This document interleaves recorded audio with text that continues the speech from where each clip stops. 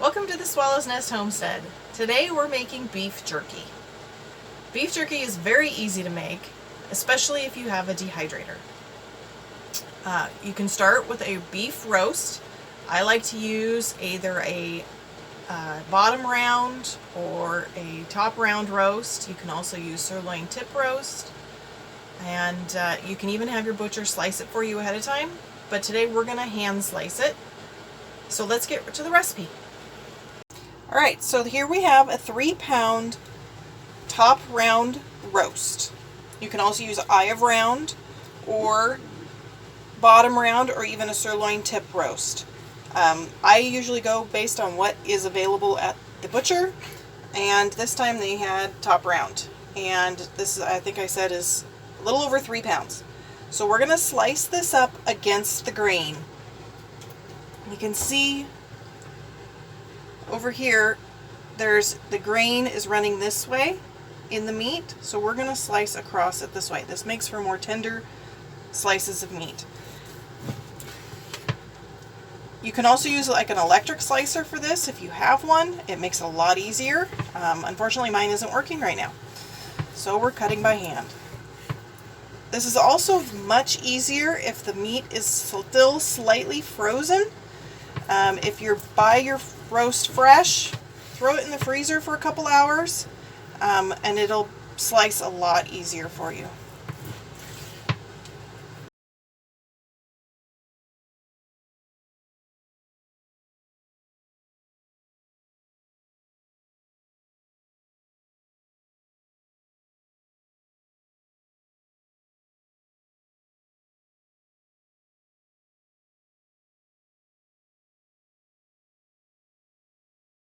Okay, now that our meat is all sliced up, let's go over the ingredients.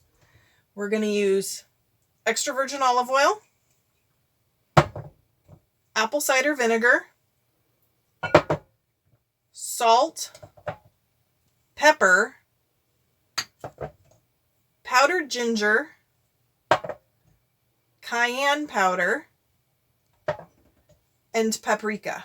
Now you can modify these as to your own taste as you like. This is just a good place to start with. Another thing we need is about 8 cloves of garlic. Let's get mixing. Okay, so I'm going to start by crushing the garlic cloves in a garlic press. You can also mince them by hand if you prefer.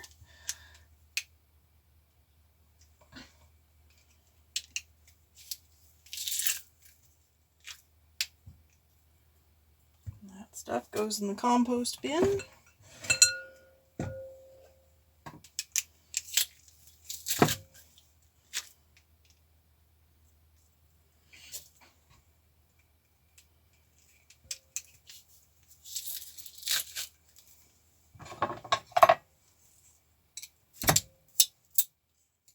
Okay, done with that. Rinse my hands. I wash my hands a lot when I'm handling food. Okay, next we're going to add 1/4 cup of apple cider vinegar, preferably raw.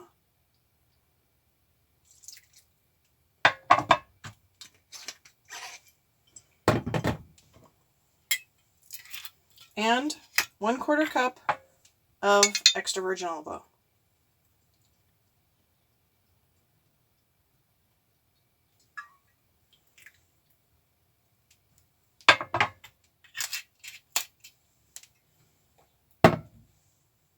Okay, next we're going to add 1 teaspoon of black pepper,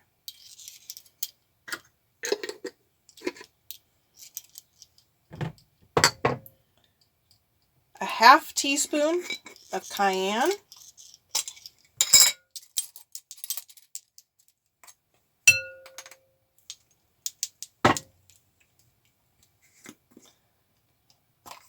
a 1/2 teaspoon of ginger.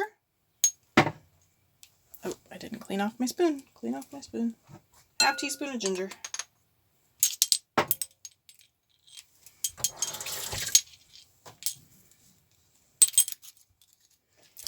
And 2 teaspoons of salt.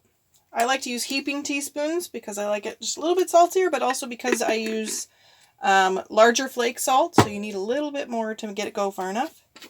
And finally, 1 teaspoon of paprika. Oops. Okay. Now I'm going to take a spoon and mix all that up. And this is our marinade for the jerky. Okay. Next, I'm going to add some of the meat to the bowl. Oops. And give it a bit of a stir to get it all nice and coated with the marinade.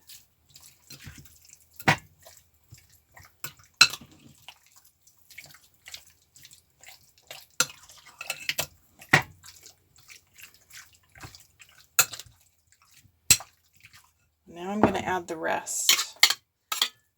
Do that again. You can see my bowl is almost too small. I have a bad habit of doing that, picking a bowl one size smaller than what I really need. So I gotta be really careful stirring it, make sure I don't toss it out of the bowl.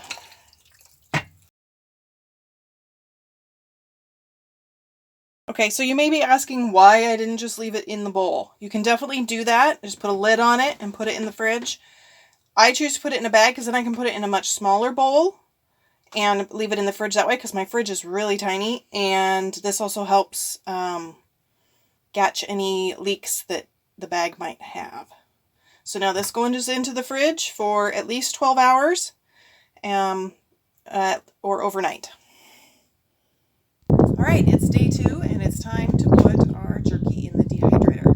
Now if you don't have a dehydrator, you can dehydrate it in the oven. You want to put the oven on its very lowest setting, and you want to keep a close eye on it because it's going to be warmer than what you would normally use it in a dehydrator. And you're going to want to flip it a couple of times so that it dries evenly. I usually flip mine in the dehydrator at least once anyway, so that it does dry more evenly and more quickly. So I have an Excalibur nitrate and I love it. I'll put a link to an Amazon link for you.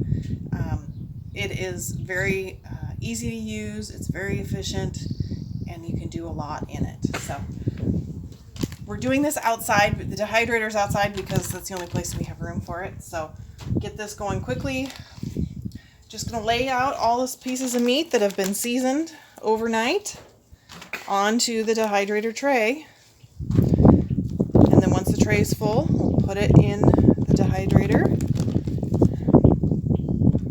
We're going to dehydrate these at 145 degrees for a minimum of 12 hours. It'll probably be more like 24 hours because these are pretty thick.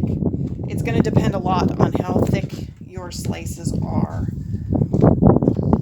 Like I said, I flip them about halfway through. So like probably first thing tomorrow morning, I'll flip them over just to see how close to done they are and make any necessary adjustments. Okay, there's tray 1 is done. Put it in the dehydrator, get out the next tray. And we'll just continue on until we've got all the meat onto the tray. All right, this is our last tray of beef. I'm going to slide that one in, put the cover on, turn it up to 145 degrees. You can see right here the Excalibur tells you the different temperatures for the different products you're dehydrating. If you have a different type of dehydrator, it might recommend a different temperature, so be sure to check with your owner's manual on what they recommend. Excalibur recommends 145 to 155. I'm going on the lower end because I'm going to be leaving it overnight without checking it. I don't want, it lessens the risk of over drying them. All right, it's day 3 and we're ready to pull the jerky out of the dehydrator. Oops, I want a tray that actually has meat on it.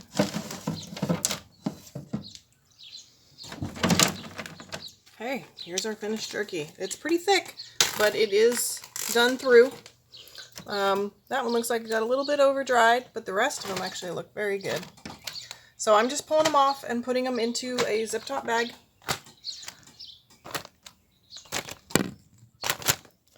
Once this is, once we've got all the jerky in here, I will keep these in the freezer.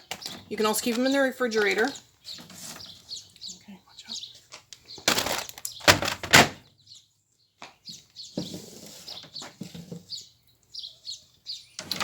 They will only last at room temperature for a couple of days. So I highly recommend refrigerating or freezing them.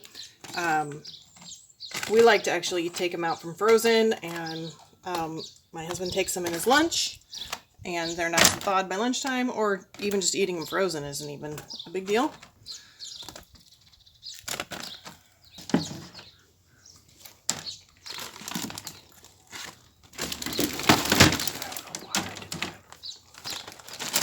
They will last 3 to 6 months in the freezer if you don't eat them all by then, which you probably will.